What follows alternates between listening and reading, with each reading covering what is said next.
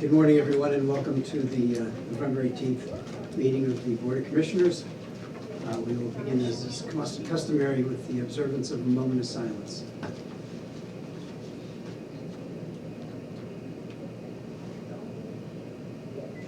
There was a bunch down there. Yeah, no, and that's day. Thank you. Please rise for the pledge to the flag. I pledge allegiance to the flag of the United States of America and to the republic for which it stands, one nation, under God, indivisible, with liberty and justice for all. Thank you.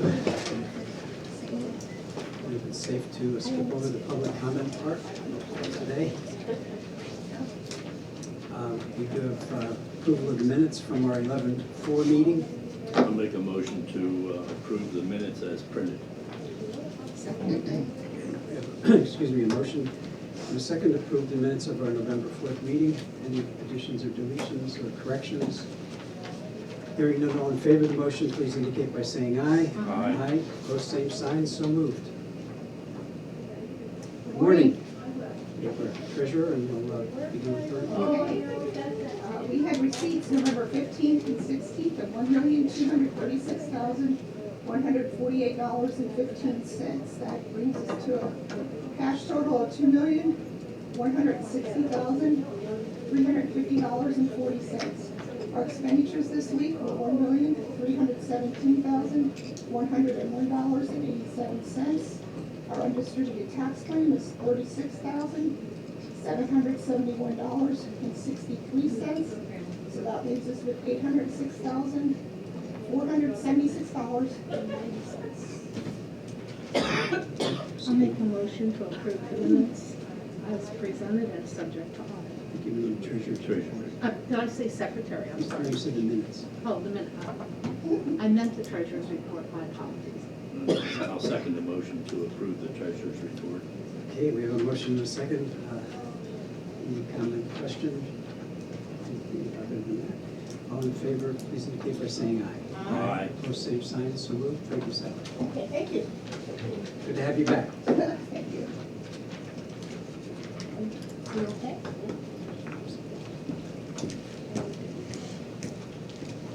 We don't clear this early in the meeting. Just drop something. Don't want to forget it. Maybe another half hour. All right, let's see, we have our HR folks. Good morning. Introduce yourselves and then proceed. Michelle Stagley, Director of Human Resources. Leanne Shea, Human Resources Assistant. Under Personnel Transactions, Resignations and Terminations, Sally Sash, Receptionist, resignation effective December 21st. Daniel Legman, Full-Time District Attorney, rescind offer of employment effective November 8th. Joshua Lear, Full-Time Correctional Officer at the jail, resignation effective November 13th. Alexander Musser, Full-Time Correctional Officer at the jail, resignation effective November 13th. Hannah Apple, Part-Time Correctional Officer at the jail, removal effective October 31st. Sarah Knoll, DJ Clerk, MDJ Wolf's Office, resignation effective November 4th. Heather Klein, Secretary C in the Planning Department, resignation effective December 23rd. Wanda Orlana, General Clerk C, Auditor's Office, resignation effective November 26th.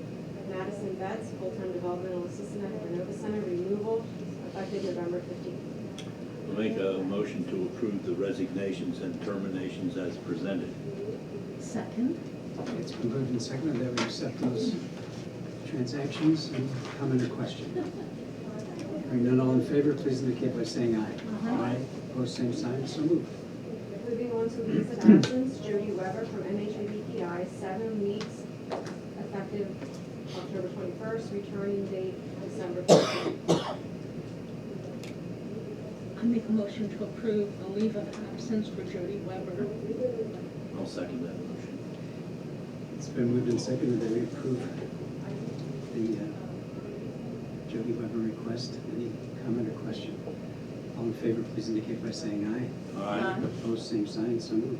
Under changes of status, transfers, and promotions, Kathy Smith, transfer from Juvenile Service Provider in the District Attorney's Office to Judicial Secretary in the Courts Department at the rate of $1,321.34 biweekly effective November 29th. and Jennifer Everly changes status from full-time telecommunicator in the Department of Emergency Services to casual part-time telecommunicator at the rate of $19.50 per hour effective November 29th.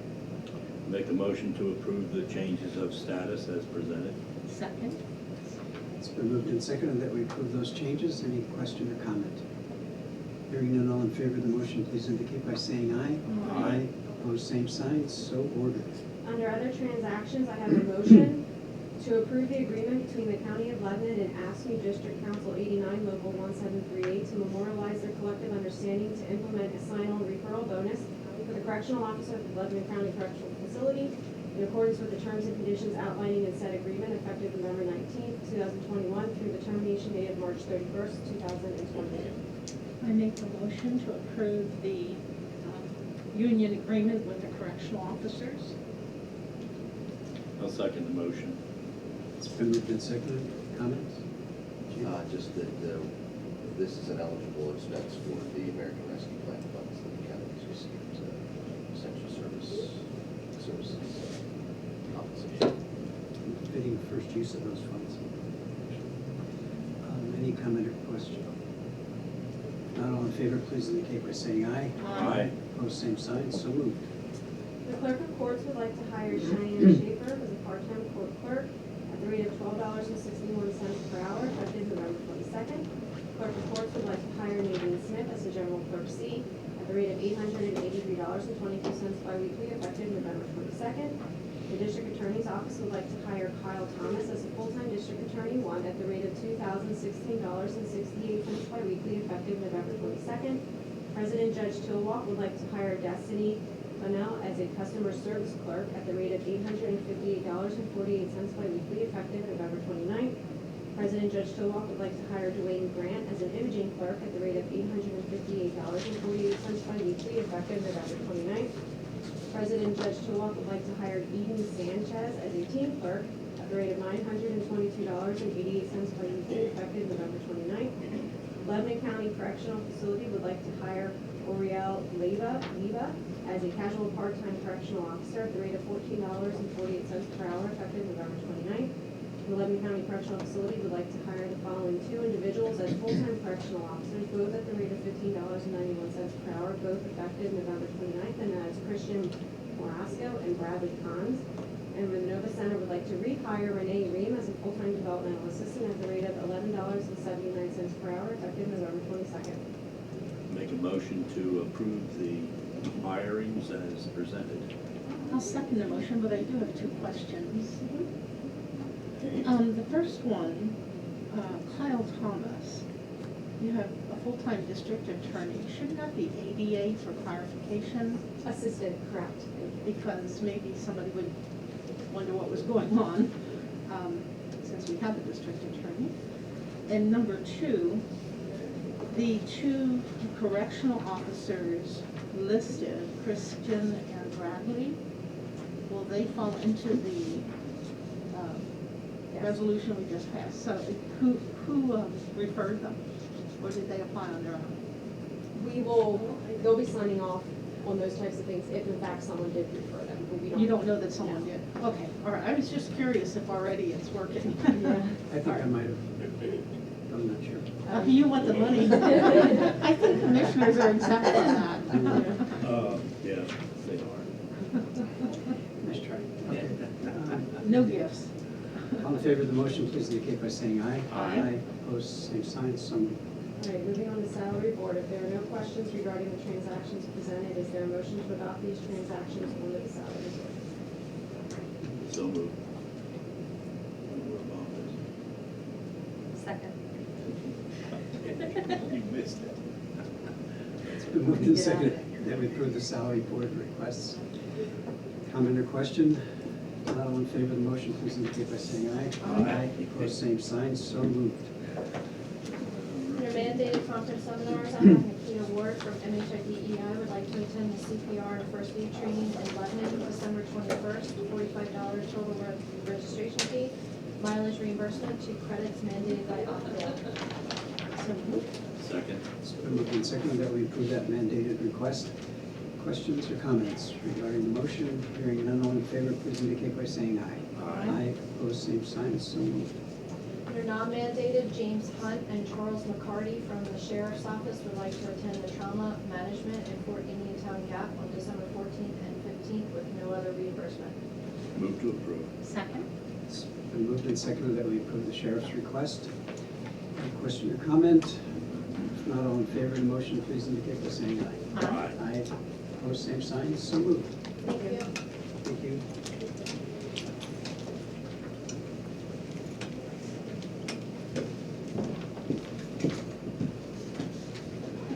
Agenda item until 10, so I can go through some items I have here. Is there anything else you want to discuss during such a high-speed week?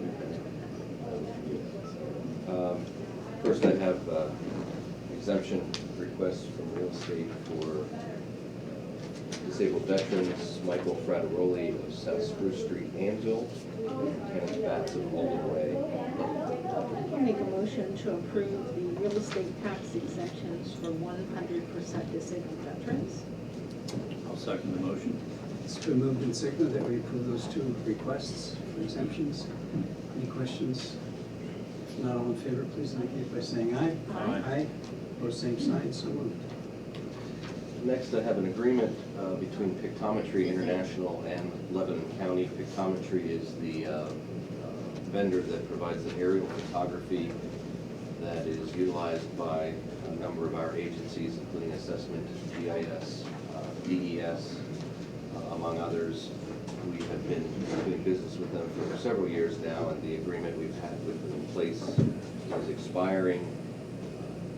In a workshop several weeks ago, Cherie Brown and Dan Seaman were in to talk to you about renewing that agreement for new flights.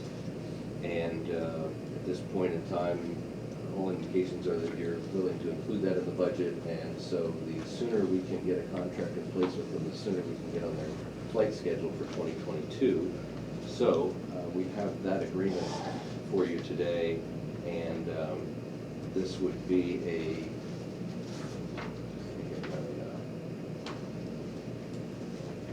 it is a 4-year contract. The county's share of the overall contract is just about $19,500 in 2022, which actually is a reduction from about $20,000, so $22,000, a slight reduction. The others sharing in the cost are the County of Lebanon Authority, because they benefit from the infrastructure layout that is also included in the aerial photography. Department of Emergency Services, the MPO, and the Planning Department are all part of the cost sharing. And the overall contract over that period is $277,482, with most of it being covered by those agencies I just mentioned. About $80,000 of that would be the county's share over that 4 years, which again is similar and even in some cases a reduction over what we had before. So we're pleased with the negotiation that Dan and Cherie had with Pictometry and recommend its approval. Seek a motion. I'll make a motion to approve the Pictometry agreement for 4 years with the county share of $19,500 this year and overall $277,482. I'll second the motion. It's been moved and seconded that we approve this pictometry agreement. Any question or any discussion? Is that used at all for the, like, the household reassessment, Oh, yes. Reassessments, yeah. so like, I mean, it literally goes over everybody's house and, Yeah. It can. So if you go to our website and use the property viewer, parcel viewer, that's what you're seeing. That aerial photography that delineates property lines, you click on it and there's owner information, that's all been merged by GIS and assessment. But that aerial photography is, now that's 2016, is what you're still seeing on our site today, so this will update those flights. But yeah, it covers the whole county.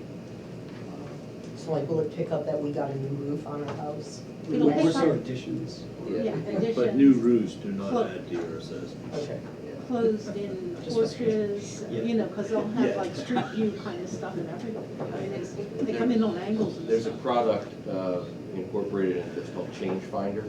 So it can take, say, the 2016 photography and the 2022 photography, overlay it, and if anything's different, it will delineate it so that they can, now, theoretically, it should have been built with a permit and been, added to and so on, but My roof, or? no, an addition, Yeah. a New detached buildings, garage, Okay, yeah, no, that. anything like that. But also it'll tell us if buildings have come down, you know, that shouldn't be on the tax rolls anymore. Sometimes people don't report it.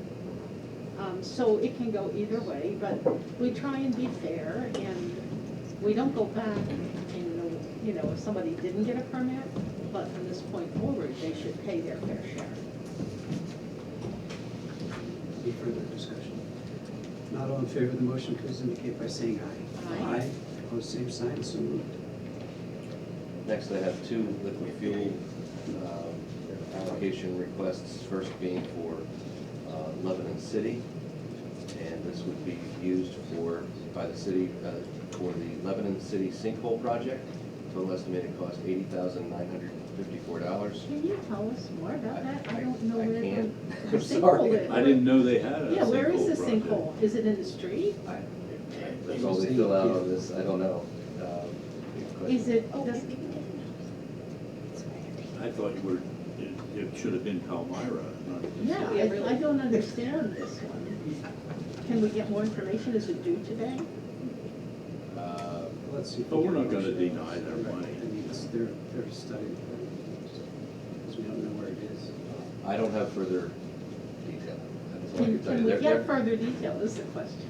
I can, but I don't know if I can do that sitting here just yet. Let's see if we get a motion. Okay, so the project total is $80,954. They are intending to use their allocation of $25,477 toward that project. Do you want to take that one separately? Well, I don't. We normally take them collectively, but Well, it's, I don't like to be a rubber stamp. I like to know what I'm voting on, and I know nothing about this project.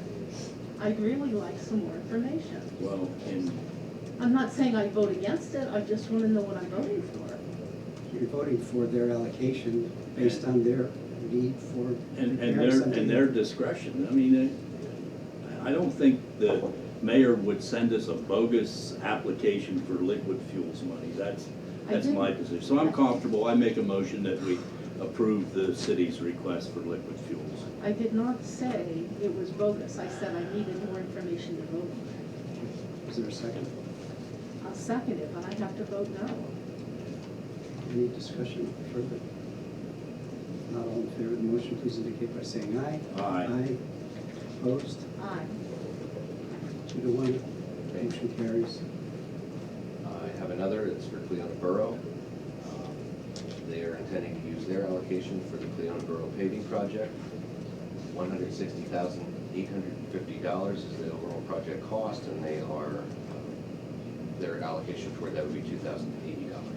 Yes, I'm at a loss here, because in the past, I remember them saying, we're going to pave such and such a street, things of that nature. There's at least a sentence that explains the project.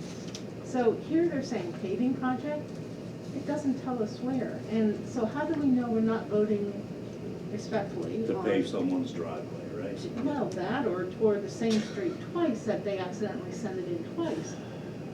I really think we need a full sentence describing what we're paying for. So, many of these, if you recall, many of these come through as general maintenance. But they for usually 2020. say we're gonna buy salt, or we're gonna pave this street or that street. I'll make a motion to approve Fiona Borough's request for liquid fuels. I'll second the motion. It's been moved and seconded. Any discussion? Not all in favor of the motion, please indicate by saying aye. Aye. Aye. Opposed? Aye, again, I'm just looking for a sentence giving a little more detail on what we are approving. Okay. Motion carries 2-1 for those liquid fuels allocations. The last item I have is a County Resolution 111721. This is a resolution of the board designating the county administrator as authorized signatory for execution of documents, notices, and contracts through PennDOT's reimbursement agreement system. This is simply for an electronic, wording is exactly here somewhere, electronic execution of the document by me, here it is, electronically in the RAS via ECMS, it's PennDOT's grants system, with no signature line, but rather only an electronic acknowledgement of acceptance. This is specifically for the NBIS, National Bridge Inspection System, that you awarded to Wilson Consulting a few meetings ago. So this is just authorizing me to go ahead and check the box.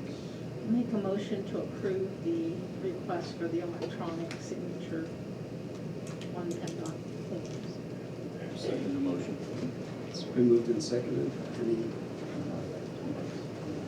comment or question regarding the resolution? Not all in favor, please indicate by saying aye. Aye. Opposed, same sign, so moved. Okay, so we still have a little bit of time here before Steve comes in.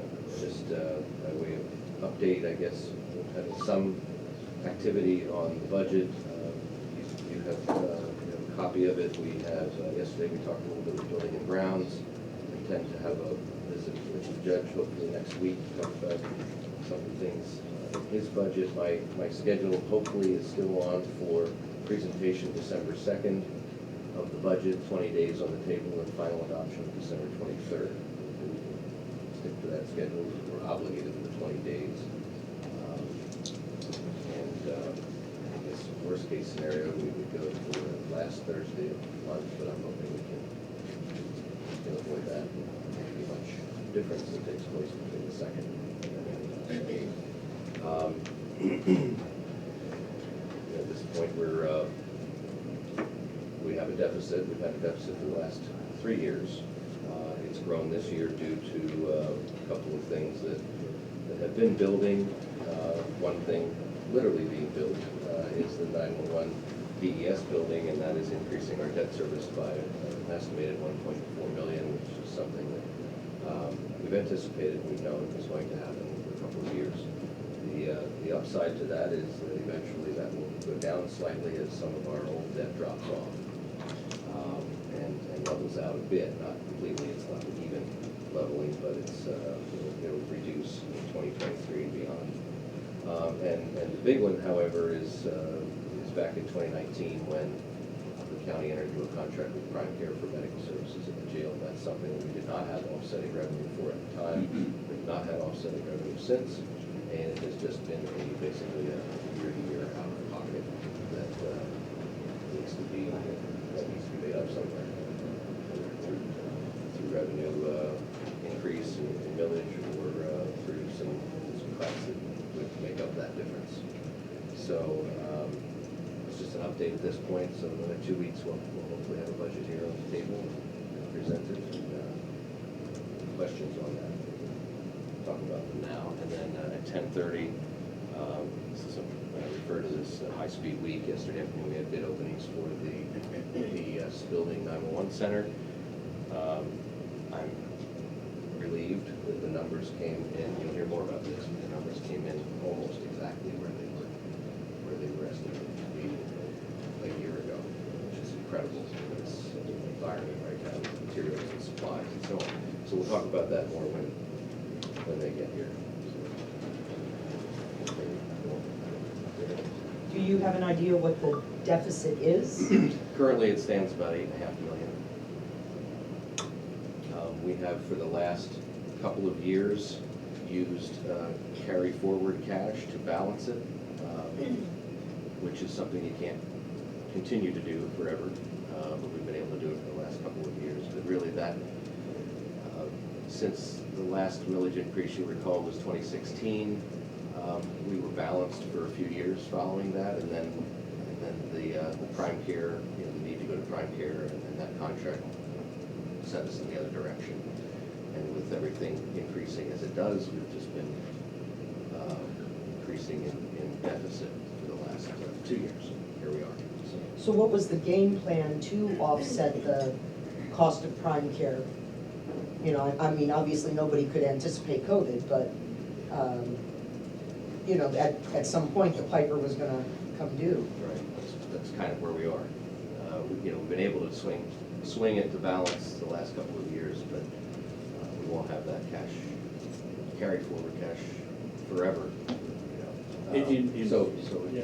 go ahead. No, well, in fairness, I think we had reached a point in time where we needed to bring prime care on board. And we were like an island, and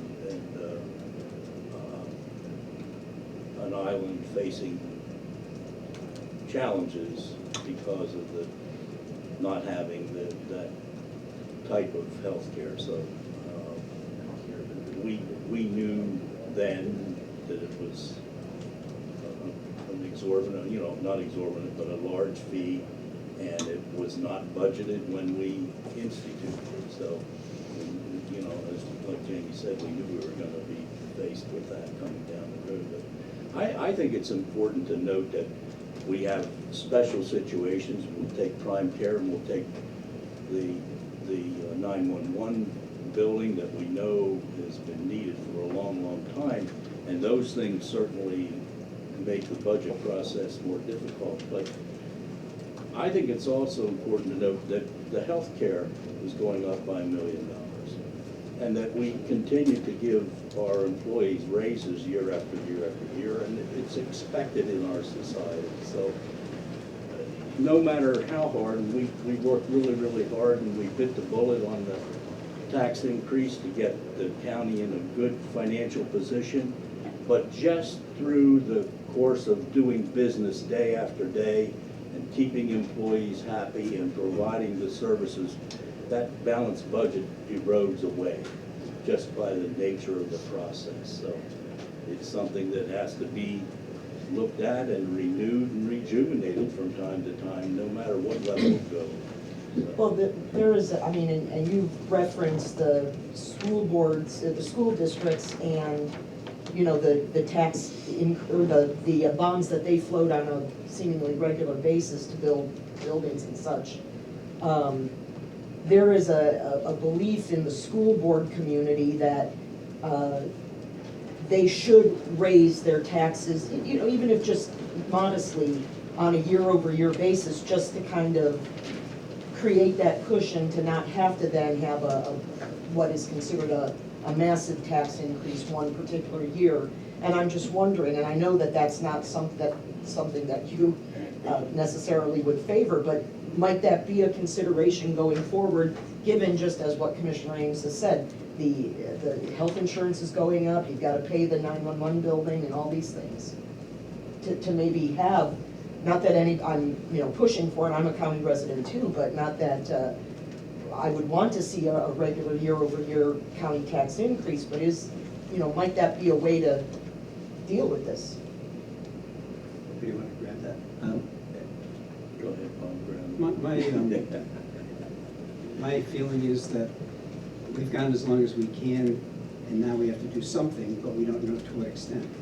Year over year is it's no one school of thought, but it is not prevalent, you know, because there's a big faction out there that would just say, make more cuts, do what you have to do, and live within, you know, your means and so on. And you can only do that with 6 unions, and Bill alluded to the, you know, just the general costs of things going up. They catch up with you. So in an ideal situation, that would be an answer that, or even every 2 years, something like that. But as long as we can keep squeezing, and we had a couple things break our way in terms of refunds and other things that it just allowed us to get this far, that we went as far as we could go. Now we're faced with you know, some of these bigger projects that have all seemed to, you know, come at the same time, and we're just going to have to figure out how to make it work. I think that's, to that point, there were some one-time, you know, things that broke our way. There were some one-time items that we could do to get through these last couple of years. We reconfigured the way we pay our health insurance premium, for example. We were paying at maximum rates, we moved to paying expected rates. similar to, we would be getting, we'd have a cushion there for the health insurance through the year in case costs went up, but then at the end of the year came in as expected, we would get a refund.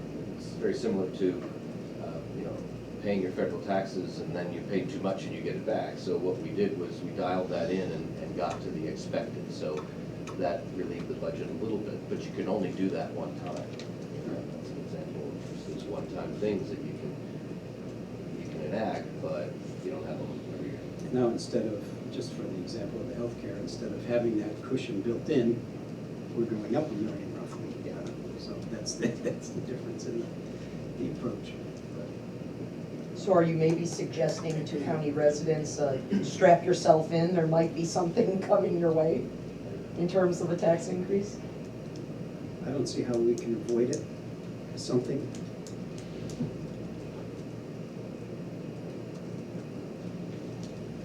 We could avoid it, but it certainly wouldn't be a good move for the residents of the county, right? We could forego the 911 center again, and we know that the existing 911 center has serious issues and cannot meet the needs. So what better reason to raise taxes than public safety? And I think a great part of what we're going to have to do here is based on public safety needs and meeting those needs for the county. This will give us the backup that we've, when we started 10 years ago, they were talking about a 911 backup. This In a garage. just a lot of things that fills a lot of those, or checks a lot of those boxes, and the radios are timing out. That's another factor that you can't control, that we have to address. So it's things, as Bill mentioned, it's 100% of the county is going to be impacted by this in a safety way, so that you can't do much better than that with your tax dollars. Commissioner Litz? I'm just glad to hear that the two of you are still on board with the 911 center. I've been lobbying for it for a long time, and the time has come, and it's going to be done right. It's going to serve the future. It's going to serve not just our generation, but generations to come. It's one of those long-term investments that will not only serve us, but give us peace of mind. And I look at what we were facing in the basement between flooding and being ridden up by both PEMA and FEMA for crowded space, and that was before we had COVID. To manage an emergency down there right now is next to impossible. So this 911 center is something that's really, really needed. I mean, we had fire, not drills, but I think it was a popcorn or something burning and set off our fire alarms internally. We had to evacuate the building, and it just re-emphasizes why our 911 center should not be in the same building as the courts and others, because they have a duty to do. And if there was a real bomb threat or a real fire, the people who have to dispatch our emergency people would have to stay in the building, and they could not dispatch. It just doesn't make sense to have them in this building. So I truly believe, I'm sorry. No, I am going to talk about it. Okay. I truly believe that our budget will reflect some increase. I don't think it's going to be what you hear today. I heard some relatively, even though they're high, but not as high as could have been, numbers. And I'm thinking we can make some adjustments downward. I'm looking forward to making it reasonable in what we ask the public to accept. In fact, I have 25 questions I want to go through with Jamie. Maybe there's legitimate answers, but I see some things here that I'd like to look at, just make sure that our budget is as trim as it can be. You got them all on that card? Well, yeah, I just put my page numbers and a couple reference what I'm looking at. That's how I do it. Oh, that's good. I'm glad to hear that you're willing to support the 911 center and the cost of that. Appreciate that you're willing to do that.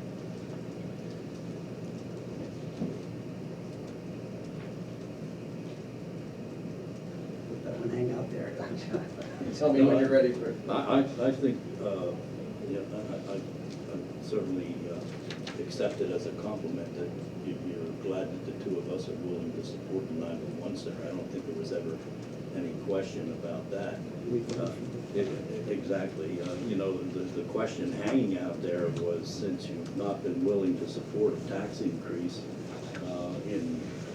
at least in my recent memory, it's encouraging to me to hear you say that you're going to be willing to support a tax increase in order to make these things happen. So I certainly compliment you on that. Anything else, Jim? I'm ready to take Steve forward.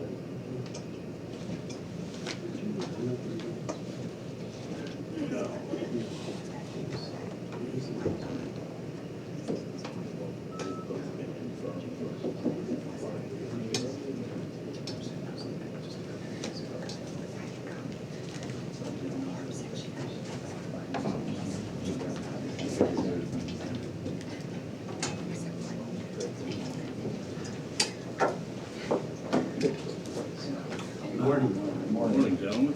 Morning.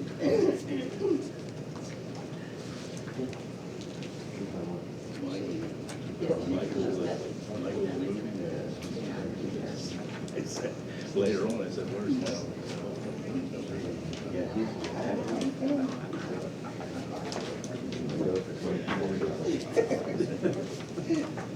Good morning, how are you?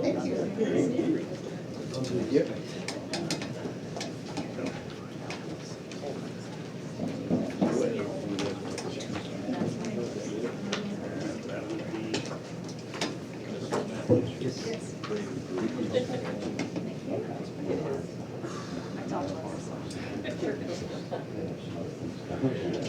Biggest project the county's supposed to talk about. Sorry, no. All right, good morning. Good morning. I'd like to introduce yourselves, and then you may proceed. Sure. My name's Brett Holland. I'm with Stifel Financial. We're Mike Battistelli, business partner. We're both here from Stifel this morning. And our honored guest is Mr. Brian Payne, as a director at Dearborn Investments. It's been a couple years since he's been here. Dearborn represents about 13% of the overall portfolio, just to kind of give a little perspective. And so if it's all right with yourself, Mr. Chairman, we'd like to just kind of go through our normal update, and then Brian will share some updates after that.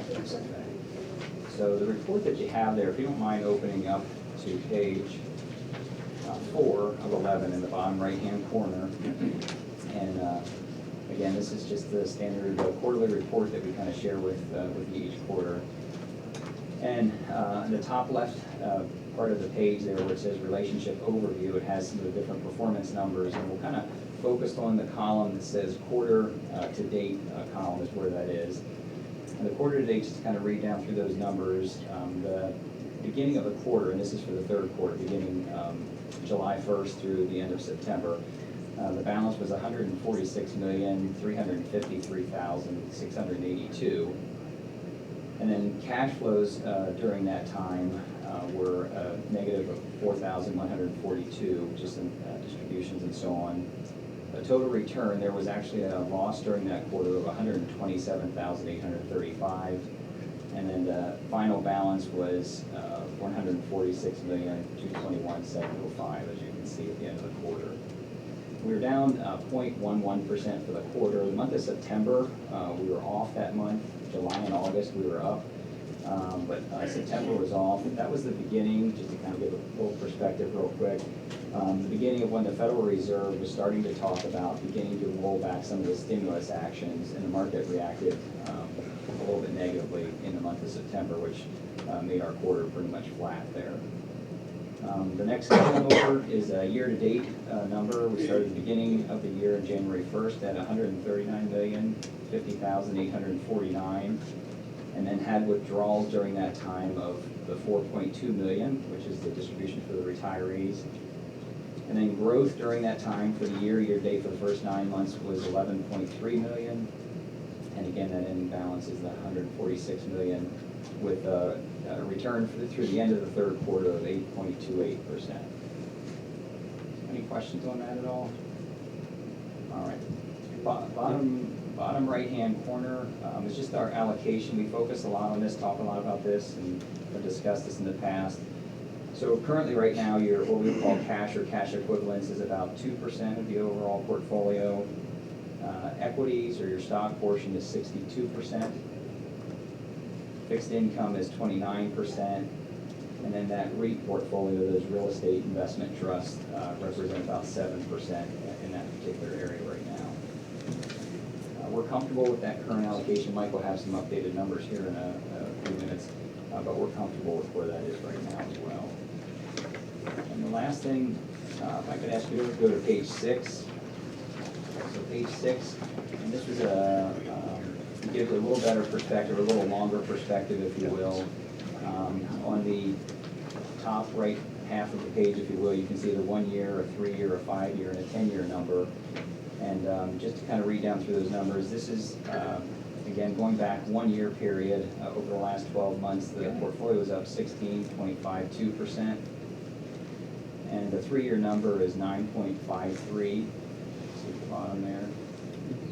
5 year number was 9.35, and then the 10-year number was the 9.29%. That's for the last 10-year period is what that is. Any questions on the report at all? Thank you. For actuary, adjust our contribution rate based on those higher percentages on average over the years? Your returns would certainly help in that area. That would be a question more probably for your actuary than what it would be for us, but positive returns would be a good thing in that area. Okay. Brian or Michael? I'll just give you updated numbers. This is through yesterday. And again, I always preface this, that these are unaudited numbers, but for what we have so far through yesterday. The pension fund does stand at $152,790,382.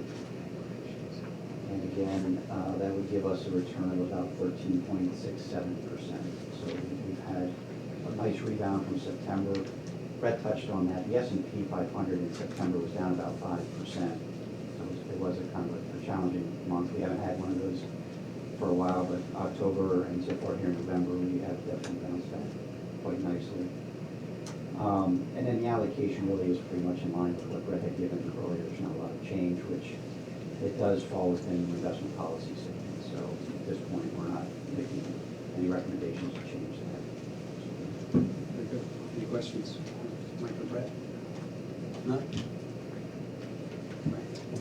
Thank you again for the chance to be with you. I'm Brian Payne with Dearborn Partners out of Chicago, and we're grateful and honored to be one of the investment managers in your equity income portion of your portfolio. And speaking with Mike and Brett, here most of all to answer any questions you might have, but in the presentation that Brett distributed, just a refresher on sort of a high-level view of who we are and how we go about managing money. And I think that's a very long-term, high-quality, oriented strategy that perhaps is even more relevant in these times of rising inflation and rising interest rates. As our name indicates, we are focused on rising dividends.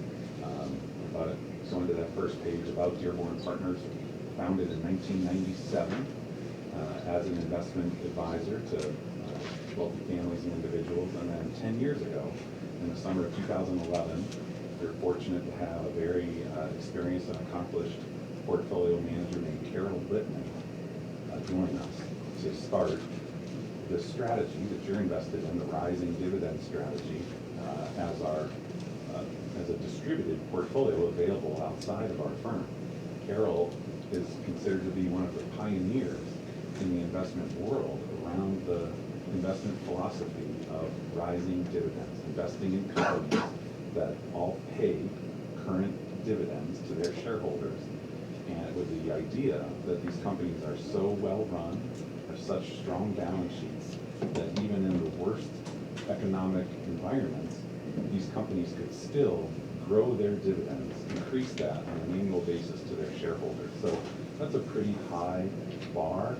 Think about anywhere that you may have worked or family members have worked that in their worst times of their economic or business cycles, they were still giving really nice holiday bonuses and pay raises. That's the type of quality and strength that we're looking for. So the hallmarks of which in your experience as investors in the strategy should be cushion to the downside in periods of stress because these companies are so high quality, buoyed by that growing income. So thank you for that honor and privilege to be a manager in your equity income space.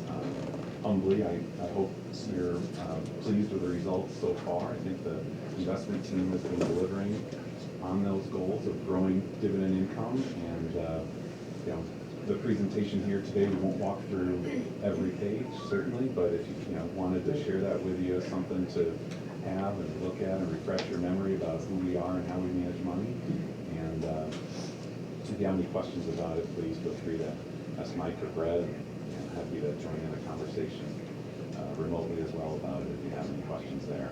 I think maybe a couple of the pages to highlight would be the third page, page number 3. This is your investment team. Carol, Michael, Peter, Matthew, and Jackson. They've been working together now for 10 years, extraordinarily experienced and accomplished.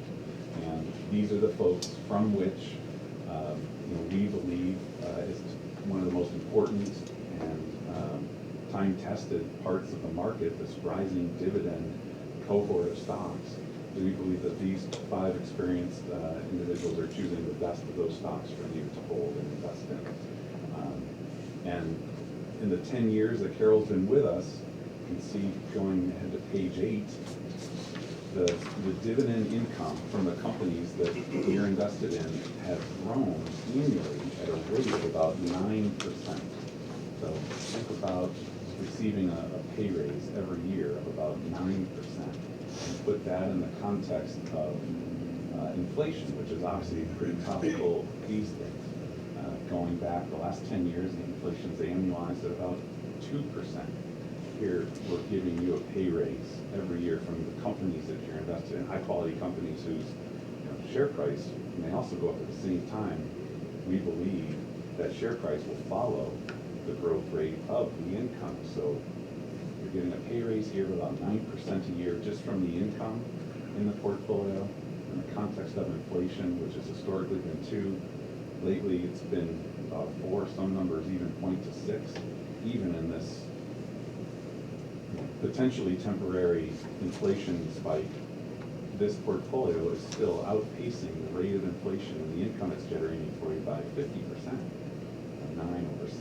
So that's the goal. That we believe will help the portfolio navigate periods of rising interest rates, periods of inflation, or periods of stress in the market, and help serve you in your retirement fund, help meet the goals. Very good. I could just add in, just to kind of piggyback here on Brian's comments over here, is that, we've stated this before, but it just kind of goes along with the conversation, is that the pension fund is built defensively, always has been.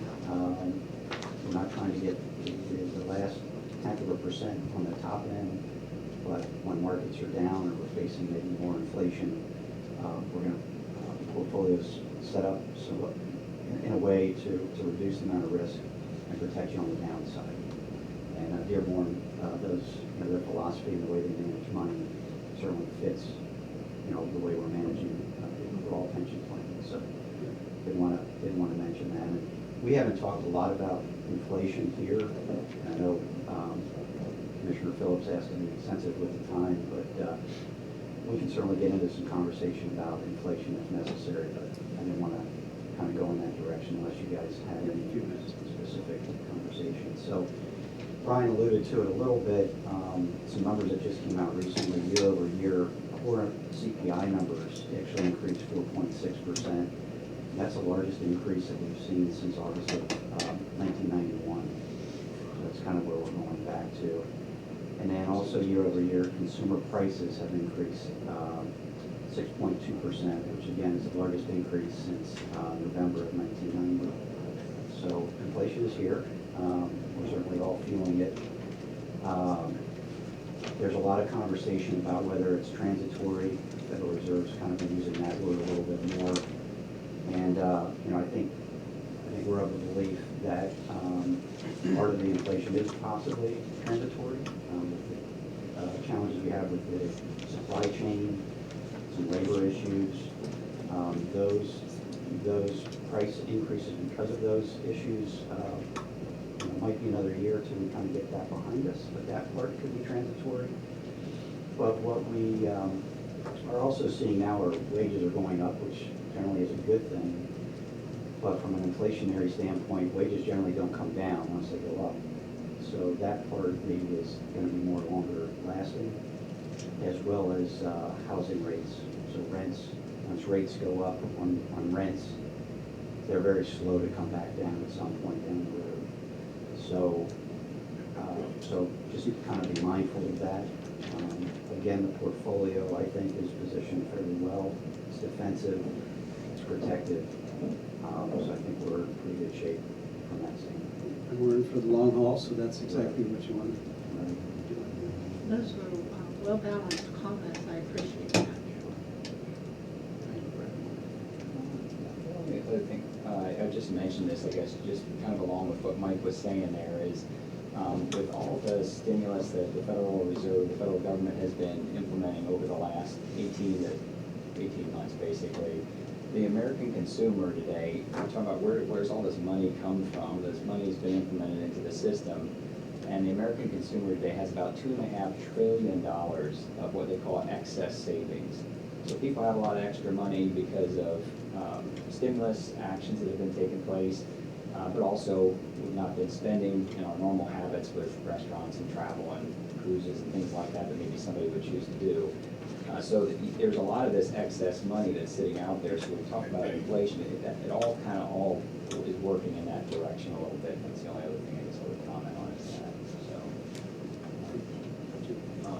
Just to bounce off of that a little bit, I don't know if this is necessarily specific for Dearborn because you're defensive, long-term, very, very carefully picked, holdings, not necessarily opportunistic, but so then maybe the three of you, will there be opportunities with the infrastructure bill and all of that money that's going to be injected, really just going to put more pressure on supplies, the supply chain, I'm sure, but are there opportunities in equities that we hold or that some of our managers might be taking advantage of, from whether, concrete, steel, I don't know how many holdings there are that are actual contracting companies, but are there any there? Is there a chance for something there? Yeah, back earlier this year when the election was settled and done, a lot of the managers that we utilized shifted additional funds over in that direction in anticipation of an infrastructure deal getting completed. And obviously we've been talking about it all summer, and it appears that, obviously, I shouldn't say appears, it's a done deal now. So companies, like you said, like John Deere and Caterpillar and US Steel and Alcoa and companies like that will benefit from that. And so, they always say don't put all your eggs in one basket. So earlier this year, some of the managers took some of those financial eggs of the pension and kind of pushed a little over there to try to get ahead of the curve. So that play was 8 months ago? Yes. Okay. Anything else? What was the percentage you said that Dearborn has of the pension? 13.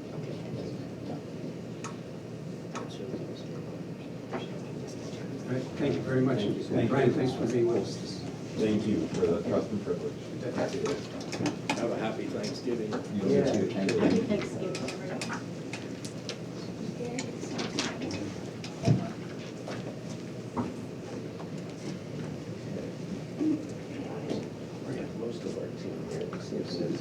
trimmer here. Any idea? No. Okay. Sure? You prefer?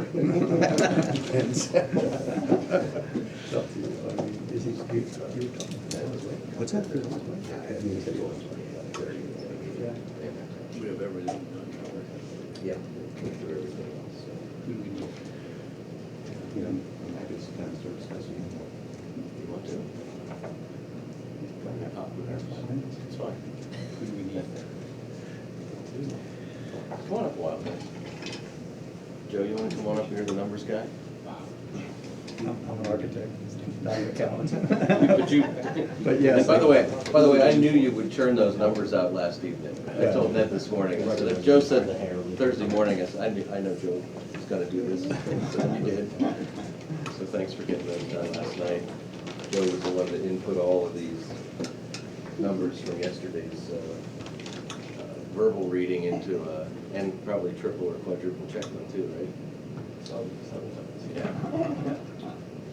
All right, well, good morning, and I'd like to introduce yourselves, and then you may proceed. Board Commissioners, I am Bob Dowd, Director of Emergency Services for the county. Bob Hoffman, architect, Peterson Hoffman. Joseph Connor, Project Architect, Pearson Hoffman. And we are waiting on one person who will show up shortly, and his name is Helber Engineering Project, construction manager.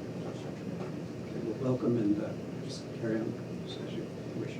Yesterday was the due date for the bids, and we had the public bid opening. And very pleased to announce that the bidding came in exactly where we had budgeted. In fact, a little bit under, about 70,000, assuming we add all of the alternates in, which in today's market is unbelievable news. We were expecting the worst. Couldn't have asked for a better outcome. There he is. Welcome, Chair. We're only 10 seconds in. Stealing the answer to your thunder as I Strip could. search at the, Assuming you enjoyed that, Ned, so right from there. You were introduced already, so that's okay. Bob was just kidding. As the late guy. Welcome, Mr. Pelton. So at this point, I would like to go through and just publicly announce the low bidders in each of the 5 categories that were bid. As the general construction low bidder, oops, I'm sorry. Could you please tell us from where these people hail? I missed that detail, like where the company is from, For each, well, as you go. Do you have the bid forms? I do. Sure, easy. Yeah. ECI is Dillsburg. ECI was the low bidder for general construction. At a low bid, including alternates, of $15,447,000. And they're out of Dillsburg, Pennsylvania.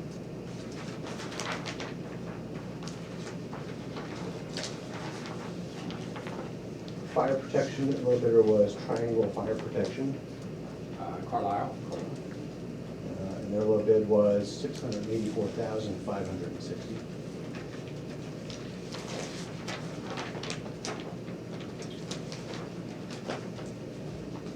Plumbing low bidder was J.R. Reynolds.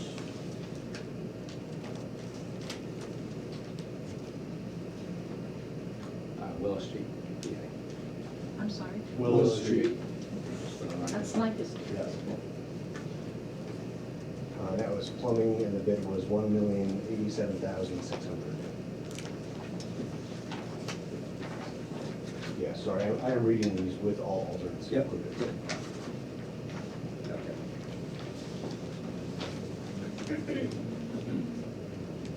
HVAC, low bid was Fred Lutz, Lancaster. And their low bid was $3,998,000.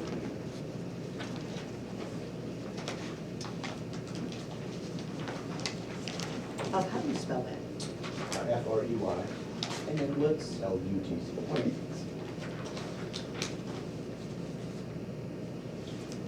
And the final bid was the electrical bid, and that was low bid by Farfield. Linux. With Lititz. and their bid was $8,451,900. Thank you, really appreciate that. Seems like most of them are fairly local, so that's a good thing. It's great to see, and Yeah. these companies are close enough that I'm sure they, South Central PA for the most part. I believe the project team has experience with a lot of these bidders and speaks highly of them, so I think that we had a good set of bidders, and we got excellent low bidders, I guess is the best way to put it. Can you tell me how Danielle gets integrated into all this as our purchaser? So when the bills start to be submitted, she and I will work together in getting processed and paid based on the recommendation. Ned will look over all those submittals as they come through and then process here. So you're gonna make it happen? So I would like to entertain any questions there are about the numbers at this point.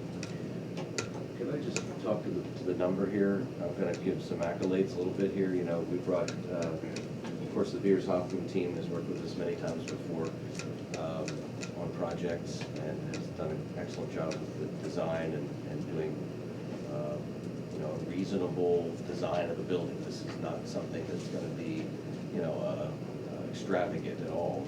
Materials and things like that are all reasonable. Ned Pelger, as I've mentioned to you all before, was here back 20 years ago. We did the courthouse addition and did a stellar job, in my opinion, which was primarily the reason of going back to Ned to see if he was interested in doing this. And I was a little scared when he first said he'll think about it. But anyway, the bids yesterday, that estimate was developed a year ago, I believe. I feel like it was last December when we finally had a number. It was, and then we actually went down a little bit from that in our June number. Right. So think about that. A year ago was before the lumber prices spiked in May, before, you know, concrete prices and steel prices went haywire, and supply is almost impossible in some instances. We've even changed, I think, the types of steel, the I-beams in place of girders, or in place of hardwoods, so that the supply could be there. All of that has transpired, and yesterday it came, as Bob said, $70,000 under the $29 million estimate. Our budget was a 1/4% high. So that was, and that's just dumb. Well, I mean, I don't we're think, not that good. I don't think it's some luck, but it's also, I think, just experience. You know, all these people being in this business for 30 years or more. My estimator who did it in June did project that steel was going to keep going up, and a few things were, so he was pretty good. But we could be in a horrible place today if things had not, you know, had they gone the other way. So this is, you know, a great place for us to be. And I know that Ned has spent a lot of time on the phone with all of these bidders, you know, finessing their numbers with them and answering their questions, giving, I mean, questions and answers are critical to their bids. If they don't get good answers, they can't do good numbers.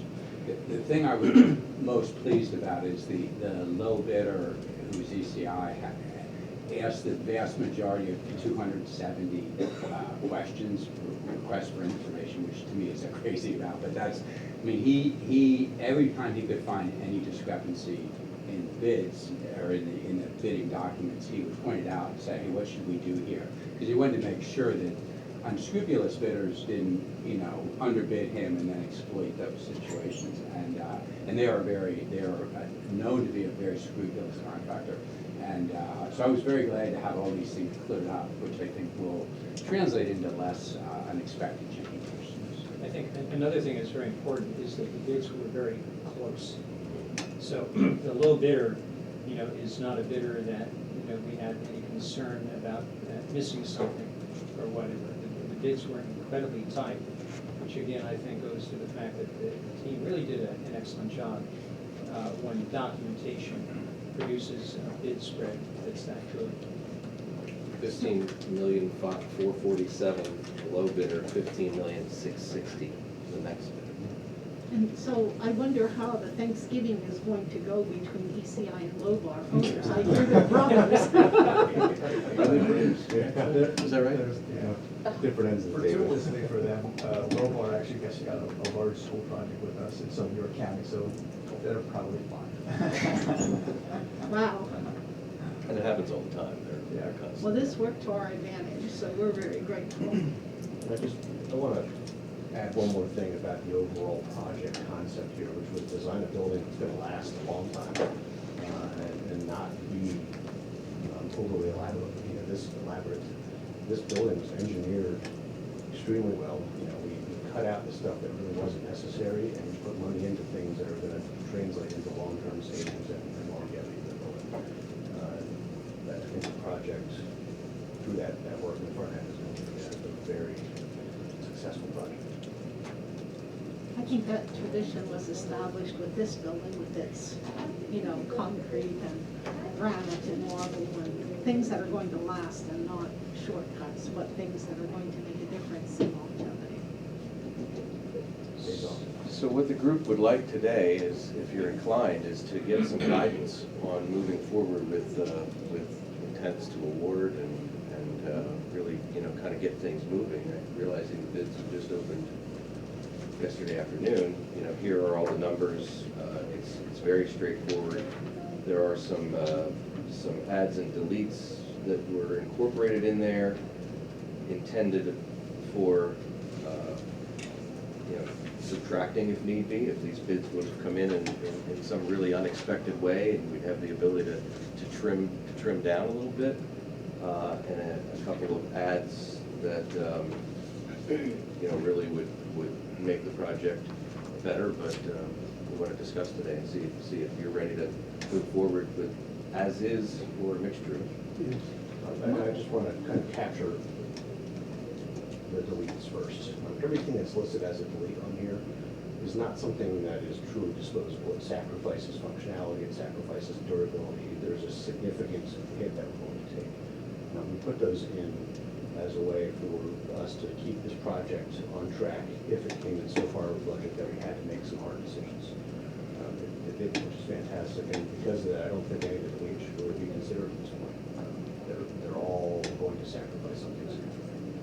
As far as the ads go, there's really 3 ads here. One of them is a ceramic tile ad, which it's $35,000, and that will translate into a much longer lasting floor. Should last the life of the building. I think that is a smart direction to go. The other 2 are a snow melt system on the apron of the operations building. It's the hazmat facility, essentially. Yep. That adds. I have a total of $214,000 in round figures. About 200. Yeah, $2,2900 to be exact is what it adds to the costs, and the other is electrical charging stations. Total of 12 of them, and that would add $140,000 to the cost of the project.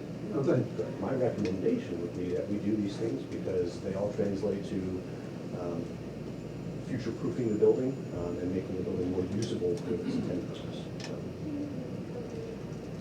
My opinion is, I'd like to hear you sell me on the melting. Yeah, that's my big thing. But I can do, maybe I can live without the electrical, ports for the, maybe we're a little early on that. And that might be the case. But I'd like to hear your arguments to support it. Sorry. So the snow melt system is specific to the front of the garage doors, basically going in and out of the operations building. If you ever tried to plow in front of a garage, what you wind up with is a snow pile. This is purely a way to enhance the readiness, or maintain the readiness and enhance the safety of the people using the building. What it gives us an apron that is 20 feet out, 30 feet out. Basically, 100 feet. Yeah. Well, and it's not just the snow melt, it also changed it from, it's asphalt now, which we did keep the cost down, but really the best thing, like if I was doing this for a big commercial facility that had a lot of cars going in and out, I would do it in concrete. Because the concrete, the asphalt, as the tires hit the same spots, it's going to fail there over years. Concrete costs 10 times more than asphalt to fail. Depends on it, somewhere between 5 and 10 times more. So a concrete apron is a much better thing because as the trucks come out, they'll be turning a little bit and you won't have, by the time they get on the asphalt, they won't be in the exact location where they would be if they came out of the door. So the biggest cost of this is not the snow melt system, it's going to concrete on a 30-foot concrete apron. The snow melt's nice, I mean, but that is, the concrete's a big chunk of this cost. And there is already a snow melt system in the base bid specific to the main building, employee entrance, public entrance, and helipad. So the systems are in place. It's the idea of adding to an area. It's my understanding that there are pipes under the ground, and my concern, I've seen pipes break in here, and we move the tile, and we get to them and we repair them. Under concrete, we're going to be ripping everything up. Then they're going to have loss of use of that particular bay at that truck, and I have a real problem with this particular add-on item. You're not convincing me. The pipes that they used to use for that, they don't use anymore. The type of piping they use now is extremely durable. I mean, everybody uses it. Is it steel? For outside. No, it's not. Steel's where the problem is. Yeah, Steel yeah. What is it made from? It's a plastic, it's a type of plastic that's, Polyethylene pipe, basically. yeah. They're I would say it's the same. You would have the same concerns about that as you may have about the gas piping that's underground. You know, that gas piping simply, for the most part, doesn't leak unless you hit it. It doesn't. It's a similar kind of pipe. Is that pipe encased within a pipe that's bigger, so there's room for expansion and No, contraction? you can't do that. There's not a problem with expansion and contraction on this. You need the piping to be completely touching the concrete in order to have heat transfer. So I really don't, I don't see any real big concern with the life cycle of this piping of this system. What is the life cycle? For the expected lifetime, I don't know if they really give an end. I haven't found one yet. Yeah. It's commonly known as PEX tubing, but that's a brand. Right. I know what PEX Polyethylene. is. Yeah, that's what it is commonly. That's like So it's a saying ribbed Kleenex piping. versus tissue. Yeah, it's also, it's a glycol solution that runs through this, so which is antifreeze essentially. It's not going to. Is it environmentally hazardous? It's a closed loop system. Yeah, it's a closed loop system. If It it doesn't leaks, exhaust to. is it I can't environmentally? answer that outside. Well, you don't Well, want if it it's to be- ethylene glycol, it has Yeah. its issues, but it's like you use it in your car's radiator, and if your radiator gets a leak, it leaks out. Right, that's what it is. I don't see this as a risk in terms of the long-term maintenance, not the long-term failure. Yeah, I It's a guess normal I thing. assumed that all those things would be, or they wouldn't be popular or marketable or whatever. But We're also using mine them all is, the other. mine was the sticker price, so I'm warming up to it, excuse the pun. May I ask, just, do you mind if I just, of the team that's here, I mean, 3 of you do this all the time. Do you know of failures? I mean, you've done this in dozens, if not hundreds of projects, and do you know of failures? The old style, definitely. The old style when you did it with electric wires and you did it, those fail all the time. Yeah, we have it at the Ag Center. It was built in 1990, something like that, and it's disabled. It's Yeah. electric wires under brick. It broke all the time. It was being fixed every time it was used. It's absurd, so we don't use it. But that's the old system. Again, like any product, it goes to the installation, but we've also tried to, in areas where we're using it, ensure that we're removing the potential for someone to damage the system through the sleeving of penetrations in the concrete. So, I mean, as installed, if it's properly installed, this is not something that anyone here should ever have to worry about. The failure you will have though is if you don't do concrete aprons. Right. There, I guarantee you, you will have a failure in 5 or 10 years.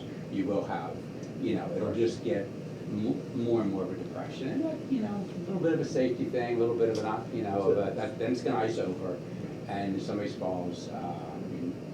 That's why we have snow melt on the sidewalks is frankly, from a slip and fall standpoint, it just really makes sense. Can you give me some idea how big this pipe is and Very small. Half or and 3/4. how close together it is within the concrete? 6 inches, something like that. And then there's an insulation layer, the concrete, it's all designed based on the ambient temperature that's expected, and how much concrete area is going to cover. And that's a separate loop from any Yeah. other system, and obviously that loop doesn't open unless the temperature goes to But a both certain temperature level. and moisture. So, Is this checked in any way that there's no kinks in it before? yes. It's all up to the It's pressure, manufacturer. it's pressure tested before you pour it in. 'Cause the last thing you want to do is pour the concrete and say, oh, this doesn't hold pressure. Yeah, no, it's a very common installation. And what kind of insulation are you using? Are you talking a layer of topsoil or are you talking No, pink? it's a ridge insulation. Yeah, it's the blue styrofoam is what typically goes on. In fact, I Fiberglass. specified it as the blue styrofoam, so. Foam.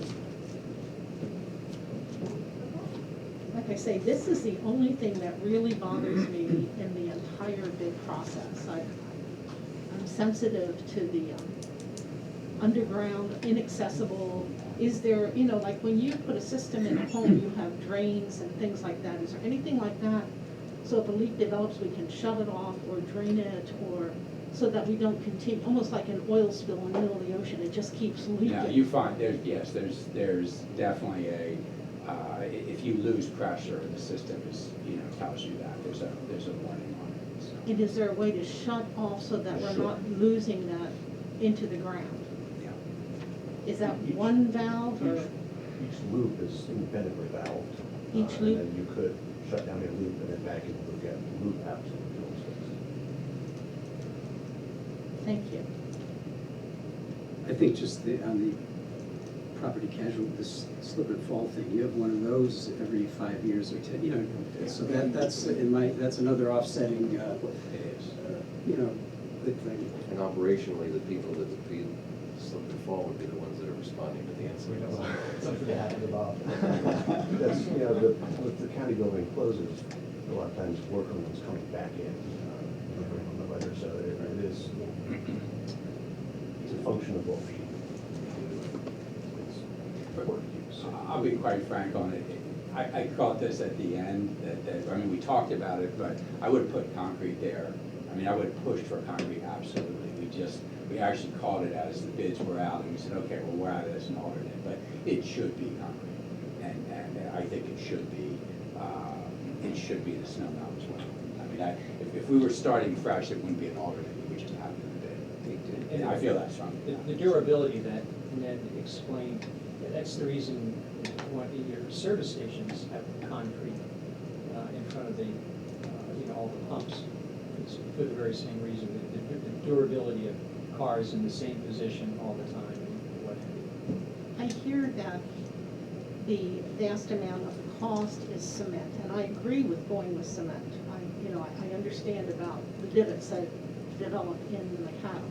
It happens in driveways in people's houses, much less big fire trucks. But I guess knowing that if a leak develops, we can turn it off. We don't have to dig it up and block doors. If it fails, and you shut it off. I mean, Yes, that that's can be correct. an option that we don't have to dig everything up. Oh, absolutely, yes. There's more than one loop, so it might not affect the entire system. Right, but if there is a loop that is leaking, we can shut it off and not have to dig it up. Commissioner Amstad.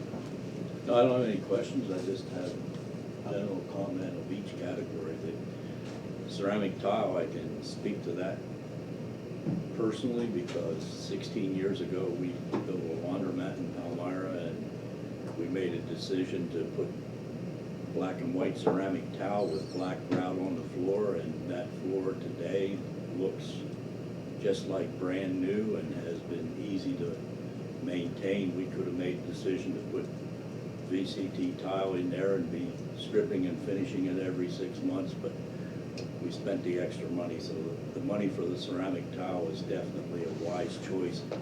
And you're right, we're talking about a long lifetime for this building, and that ceramic tile will last that lifetime, so that's a no-brainer there for the $35,000.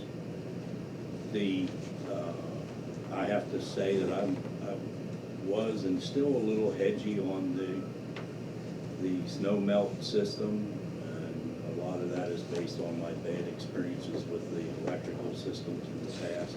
I alluded to that here, but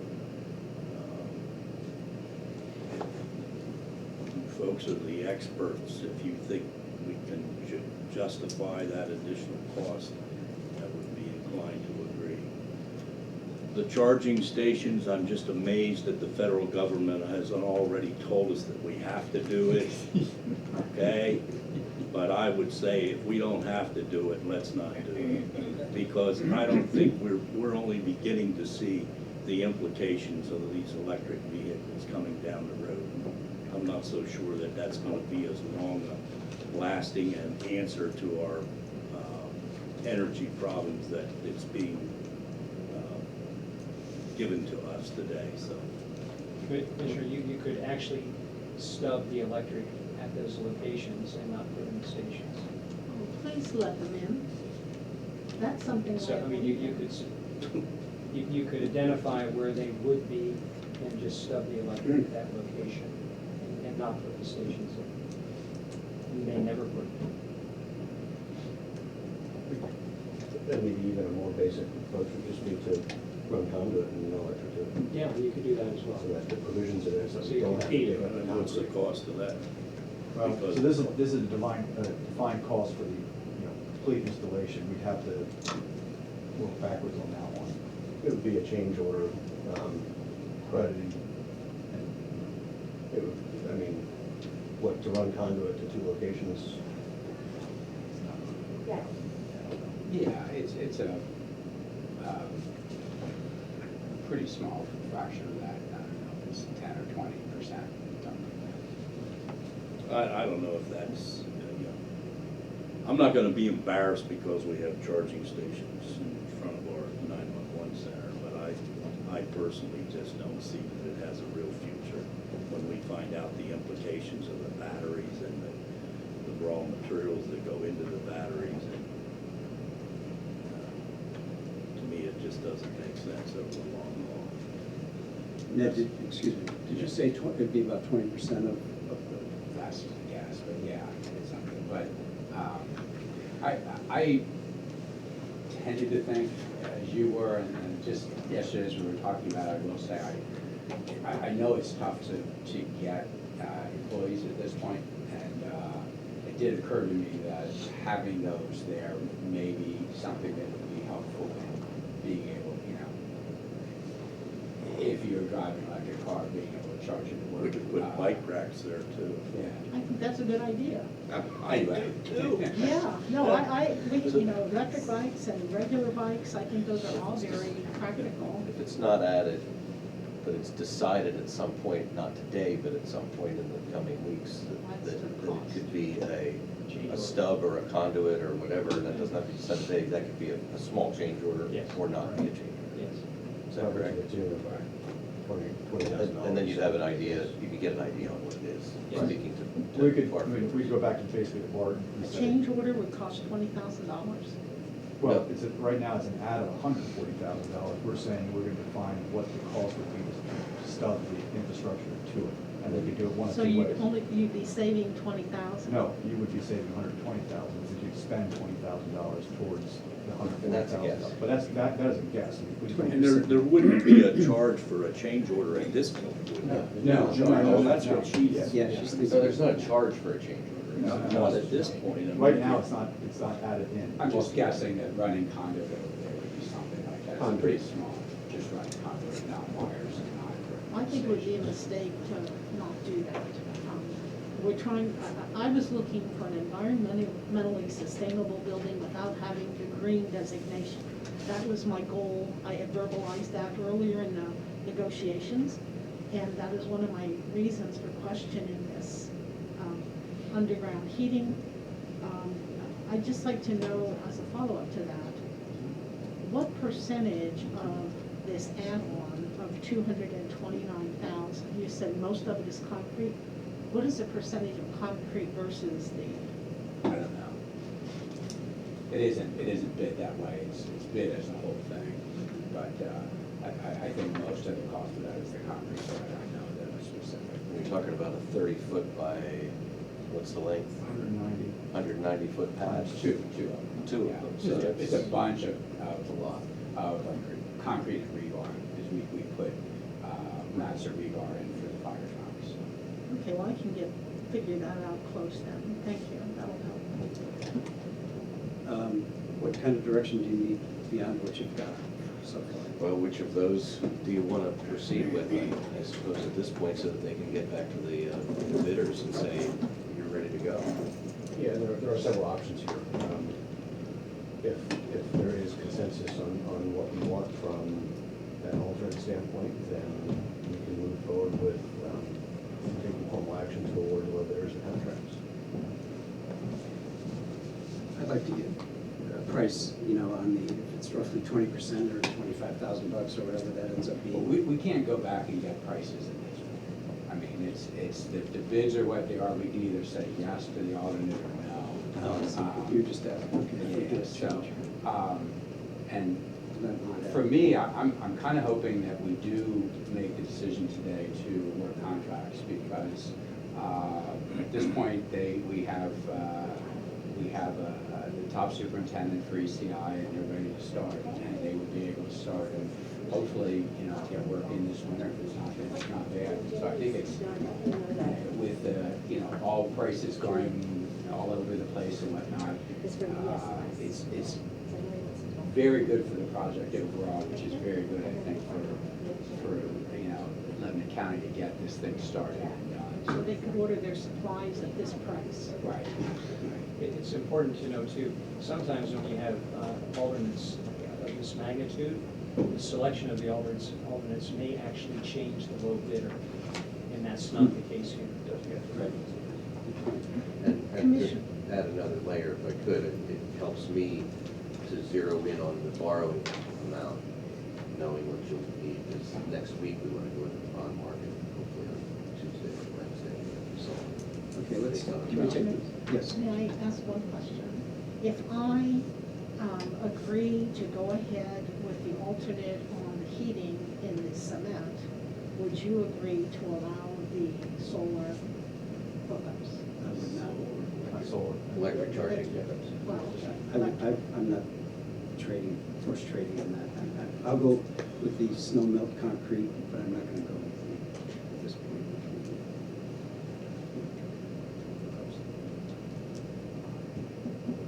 Next. Well, yes, I'm in favor of the ceramic tile.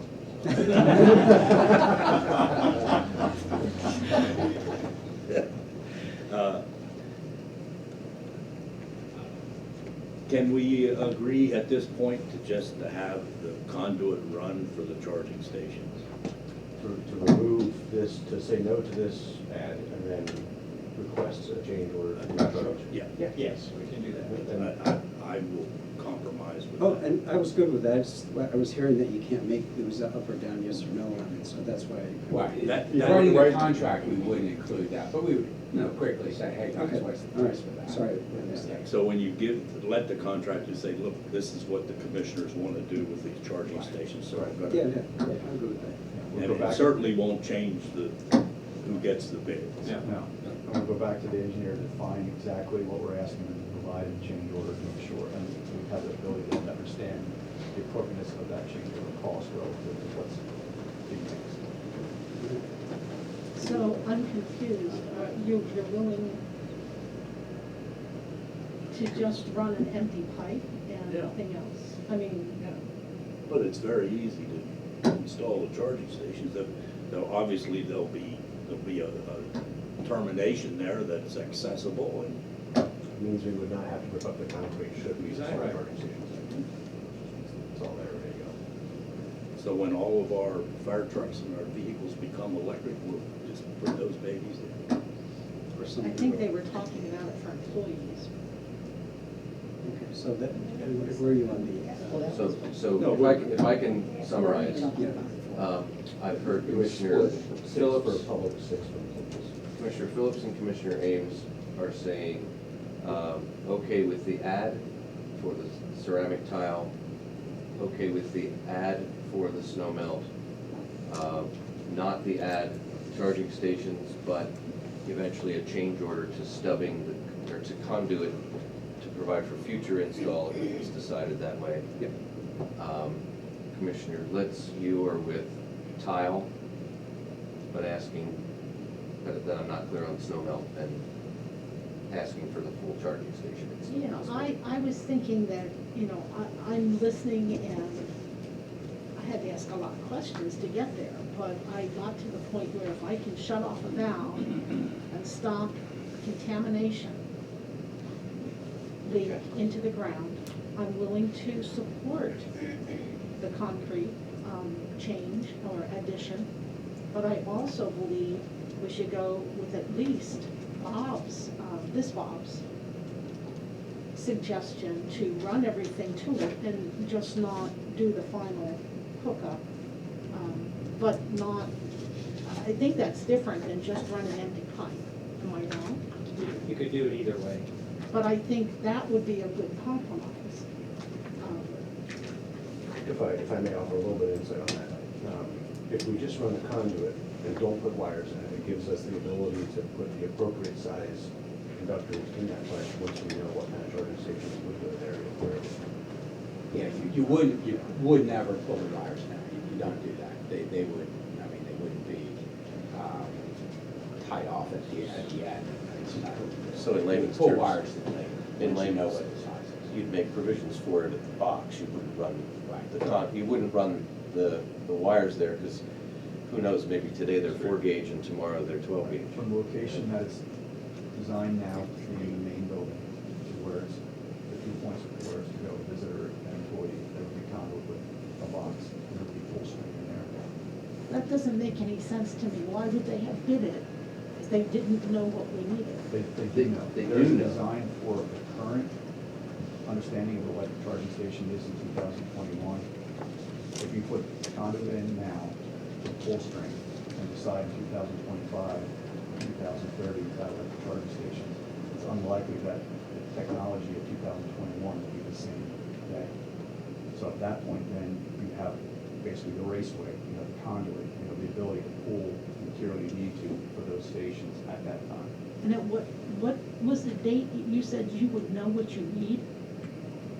Whenever the decision Whenever is the made to decision install. is made to install them. I mean, right now, 2021, there's the design that they bid to, that's $140,000 to install those charging stations.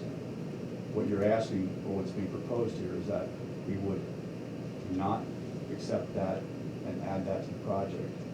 Once we're under contract with the contractors, we would define a change order of a raceway system, a conduit system, that is basically what's designed right now. I mean, right now, the conduit system is how we get power to those locations. We're simply going to define for contractors so they understand exactly what we're getting in terms of the cost for that raceway system. Let me go back to, I accidentally said the word solar charging station. Was that considered, is that more expensive, or could we put a solar charging station? Yeah, It wasn't considered. it wasn't considered. I mean, and I'm not sure of that technology for a vehicle charging station. I've seen parking lots that are solar panels. Those are large arrays. I mean, again, we could take this as far as you want to go, and we could look at how that system, I mean, we didn't investigate whether or not we're going to put in a solar photovoltaic array system to charge the charging stations. What we looked at was providing charging stations coming off of the building. If we don't add it now, if that's a path you want us to pursue, you would have the opportunity to pursue that under an alternate design. Right now, it's designed to basically come home runs from the main building, or the power that's at the main building. All right. So you know where we are? I believe so. So if you want to award it, you may take action today to award that based on, I'm fine with that if that's the pleasure If it's of gonna expedite. my colleagues. It's much better for the project. We've been promising this 911 center for a long time. It's time for us to deliver. I'll make a motion to award the contracts as presented, and allow the, I don't know what can we say, stubbing of pipes for the solar system at this point. can't do it that way. Yeah, if I may just kind of clarify the direction. The contract would be awarded with the ceramic tile and the snow melt alternates included, and the request that we do a change order right away to stub out the pipe or the conduit for charging stations. Yes, that was my motion. Okay. And I'm pleased to second that motion. It's been moved and seconded. Any further discussion or comment or question? Hearing none, all in favor of the motion, please indicate by saying aye. Aye. Aye. Opposed, same sign, so moved. Thank you, Commissioner. All right, Thank you. mission accomplished. Thank you all very much. Total, yeah, that's a good question. Total bases, or total bid now is, for the building itself, Yeah, we have to take out the 100. is what was, Just for the building itself, yeah. 29 million just and, an idea. You're the one that there's two. yeah, we have to tap out the. Yeah. Wow, that is a lot more than Well, now, let me point out, though, the overall budget is still approximately 40 million, because the rest is design, technology, furnishings, all of that. Land purchase was in that number. Contingency in addition to that. So I don't want the impression that this went from 40 to 29. You know, I don't remember exactly what that was. It was 39 and change, or roughly 40. Yeah, it was just about, the overall budget is just about. But that number isn't changing as a result of these buildings. But they're gonna want this 29. All right, the total building price is 29,544,460.